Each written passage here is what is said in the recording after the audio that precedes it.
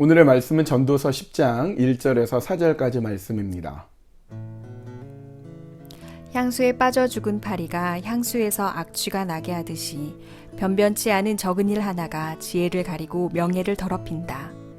지혜로운 사람의 마음은 옳은 일 쪽으로 기울고 어리석은 사람의 마음은 그릇된 일 쪽으로 기운다. 어리석은 자는 길을 갈 때에도 생각 없이 자기의 어리석음을 누구에게나 드러낸다. 통치자가 너에게 화를 낼 때에 너는 내 자리를 뜨지 말아라. 침착하면 큰 잘못을 막을 수 있다. 향유에 빠져 죽은 파리가 향유를 악취나게 하듯이 변변치 않은 작은 일이 지혜와 명예를 더럽힌다고 합니다. 변변치 않은 작은 일은 뭘까요? 군대를 다녀오신 분은 아시겠지만 군대 안에 수많은 루머가 난무합니다.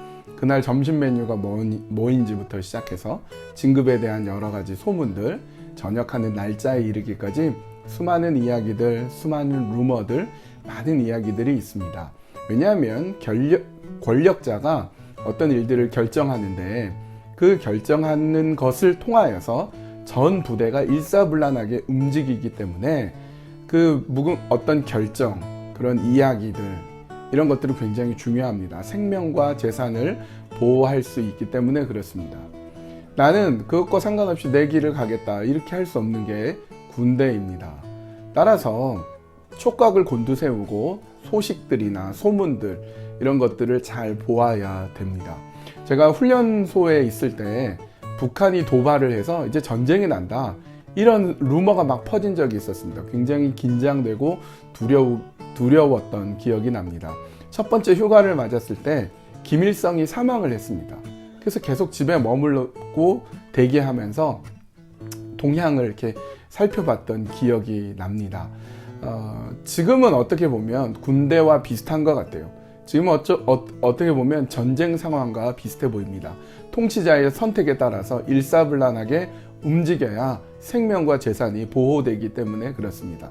그래서 수많은 소식들, 수많은 루머들이 계속 나오고 있는 이런 현실입니다. 그럴 때 어떻게 해야 됩니까? 작은 루머 하나, 작은 이야기 하나가 어쩌면 우리의 지혜를 멍들게 하고 우리의 명예를 더럽히는 경우가 있습니다. 따라서 우리가 해야 되는 것은 2절의 말씀처럼 옳은 일 쪽으로 기울여야 됩니다. 이익을 얻거나 성공하는 소문에 우리 귀를 기울이는 것이 아니라 옳은 일 쪽으로 우리의 마음을 기울여야 됩니다. 또 3절에서처럼 생각하면서 어떤 이야기들을 받아들이는 게 중요합니다. 수많은 가짜 뉴스들이 있고 수많은 엉터리 이야기들이 있습니다. 생각만 잘하면 잘못되었다는 것을 금방 알 수가 있습니다. 생각하는 것, 그것이 중요합니다.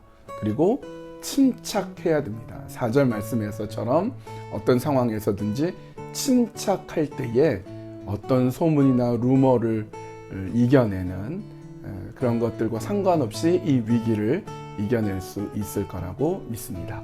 기도하겠습니다.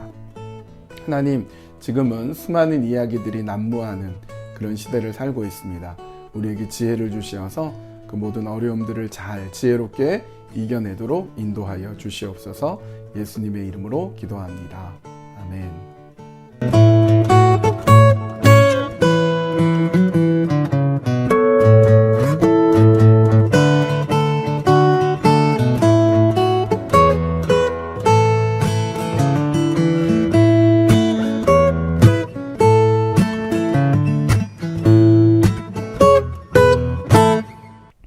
새가족부 교육 시간입니다.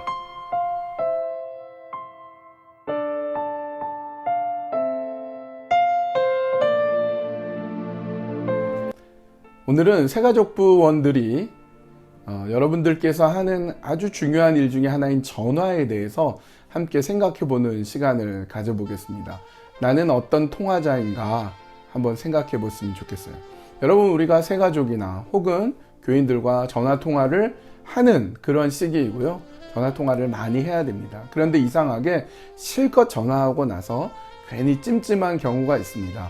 전화하는 것 자체는 참 중요하고 좋은 일이지만 자칫하다가는 부정적인 이야기만 너무 많이 이야기를 해서 전화하는 것 때문에 자칫 마음의 상처가 있을 수 있고, 또 때로는 이런 이야기들 때문에 이상한 소문들이 난무할 수도 있습니다. 우리는 어떻게 하면 지혜로운 통화자가 될 수 있겠습니까? 여러분, 어떤 부정적인 이야기를 하는 것 같으면, 특별히 이런 코로나 때문에 비관적인 이야기, 사람 때문에 상처 입고 힘들어하는 이야기를 할 때가 많이 있는데요. 여러분, 그런 말을 멈출 수 있어야 됩니다. 내가 그런 말을 하는 자로 절대로 서지 않도록 해야 되고, 그렇게 부정적인 이야기를 하는 사람이 있을 것 같으면 전화번호가 뜰 때 자신을 잘 돌이키고 살펴보고 기도하면서 통화할 수 있어야 됩니다.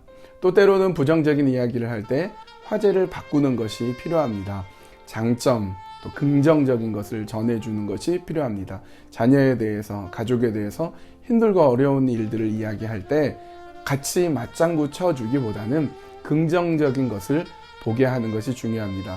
모든 사람에게 다 부정적인 것만 있는 것은 아니기 때문에 그렇습니다. 비판적인 이야기를 할 때 대화에 휩쓸리지 마십시오. 정치 얘기, 또 종교 얘기, 이런 이야기들은 너무 쉽게 이쪽 편 저쪽 편으로 갈라질 수 있기 때문에 그런 비판적인 대화가 오갈 것 같으면 자신이 없으면 전화를 피하고 기도한 이후에 다시 전화를 하는 것이 중요합니다. 정리하겠습니다. 어떤 통화자가 될 것인가? 첫 번째로는 내가 코람데오, 하나님이 듣고 계시고 보고 계신다는 것을 기억하면서 전화 통화하셨으면 좋겠습니다. 두 번째, 상대방의 긍정적인 것, 또 장점들, 이런 감사해야 될 것들을 일깨워 줄 수 있는 것이 필요합니다. 세 번째, 기도하면서 부정적인 이야기를 하는 사람이 통화를 하려고 할 경우에 바로 전화하지 말고 기다리고 기도하면서 때를 기다린 뒤에 다시 통화를 하는 것이 어떨까 싶습니다. 여러분은 어떤 통화자입니까?